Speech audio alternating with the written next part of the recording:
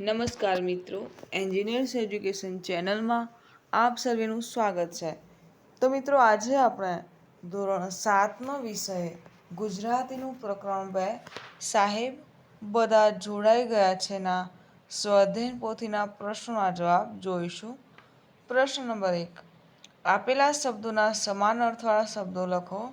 તો પ્રથમ શબ્દ છે લાભ, તેનો સમાન અર્થ થાય ફાયદો.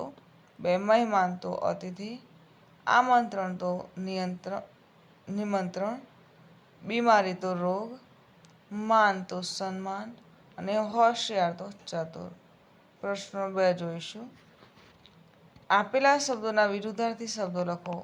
તો ઉપયોગી તો બિનઉપયોગી, નિયમિત તો અનિયમિત, નૈતિક તો અનૈતિક, રક્ષણ તો હુમલો, સંજોગ તો દુર્ઘટના અને સ્વસ્થ તો અસ્વસ્થ.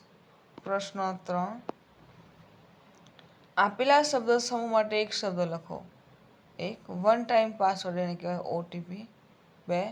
સારી ટેવ તો સુટેવ સંસ્કાર. 3. અગાઉથી રાંધી રાખેલ બજારું ખોરાક તો ફાસ્ટ ફૂડ. 4. બાજરી, બંટો, જુવાર, રાગી જેવું જાડું ધાન્ય એને કહેવાય મિલેટ્સ. પ્રશ્ન 4 જોઈએ. ઉદાહરણ મુજબ શબ્દનો ઉપયોગ કરી વાક્ય બનાવીને લખો. ઉદાહરણ: શિક્ષક, તો વાક્ય પ્રયોગ કરેલું છે કે અમારા શિક્ષક અમને ગીતો ગવડાવે છે. એવી રીતે શબ્દ છે દવાખાનું, તો વાક્ય પ્રયોગ કરીએ કે મારા પપ્પાને તાવ હતો તેથી અમે તેમને દવાખાને લઈ ગયા. બીજો શબ્દ નિયમિત, તો સ્વસ્થ રહેવા માટે નિયમિતતા જરૂરી છે. 3. ઉપવાસ, તો મારા દાદી શનિવારે ઉપવાસ કરે છે. આગળ જોઈએ. ચોથો શબ્દ અનાજ, તો ખેતરમાં ખેડૂતો અનાજ ઉપજાવે છે. 5. ફરિયાદ, તો રામે શિક્ષક પાસે ઘરે કામ ન કરવાના કારણે ફરિયાદ કરી. પ્રશ્ન 5 જોઈશું. આપેલા વાક્યો કોણ બોલે છે તે એકમના આધારે લખો. 1.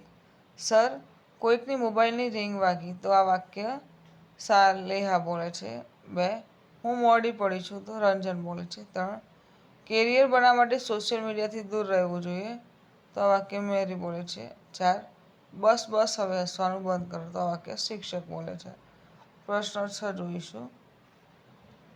આપેલા વાક્યો ખરા છે કે ખોટા તે લખો. 1.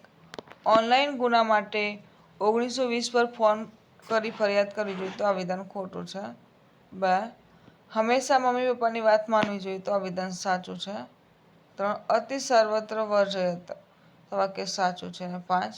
રોજ મોબાઈલમાં જ ભણવું જોઈએ, તો વાક્ય ખોટું છે. પ્રશ્ન 7 જોઈશું. અનુક શોધીને લખો. 1.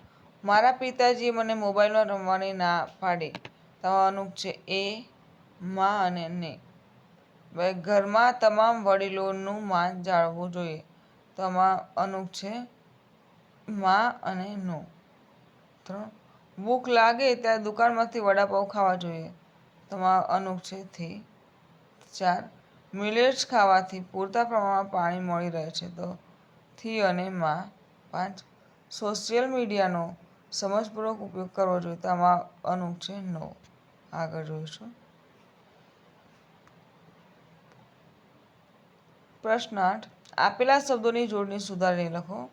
જોડણી સુધારીને લખેલી છે મીટિંગ, નિશાની, વિડીયો, પરીક્ષા, મિલેટ્સ અને સોશિયલ. પ્રશ્ન 9 જોઈએ.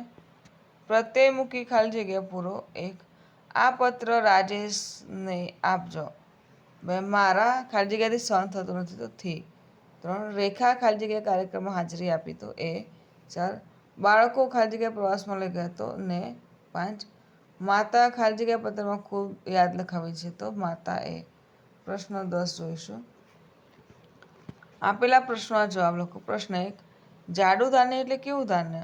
તો જાડા ધાન્ય એટલે મિલેટ્સ ધાન, એટલે કે બાજરો, બંટો, જુવાર, રાગી અને સામો. પ્રશ્ન 2. મિલેટ્સ ધાન્ય ખાવાના લાભ લખો. તો ડાયાબિટીસ મટે, ઓવરવેટ અને ઓબેસિટીમાં રાહત મળે, પૂરતા પ્રમાણમાં ફાઇબર મળી રહે, હૃદય સ્વસ્થ રહે અને બ્લડ પ્રેશર કંટ્રોલ રહે. પ્રશ્ન 3 જોઈએ. ઓનલાઈન શિક્ષણના લાભાલાભ જણાવો. તો લાભ જોઈએ તો ઘેર બેઠા રસમય રીતે ભણી શકાય, લેક્ચર ફરી જોઈ શકાય, અને ટેકનોલોજીથી રસપ્રદ ભણતર. ગેરલાભ તો આંખો અને આરોગ્ય પર અસર, શિસ્તનો અભાવ, જીવંત શિક્ષણનો અભાવ અને ઇન્ટરનેટ પર નિર્ભરતા. પ્રશ્ન 4. સારા માણસ બનવા માટે શું કરવું જોઈએ? તો સાચું બોલવું, બધાનો આદર કરવો, મદદરૂપ બનવું, ઈમાનદાર રહેવું, નમ્રતા રાખવી, નિયમોનું પાલન કરવું અને સ્વ-અનુશાસન રાખવું વગેરે. પ્રશ્ન 5. ફાસ્ટ ફૂડ કેમ ન ખાવું જોઈએ?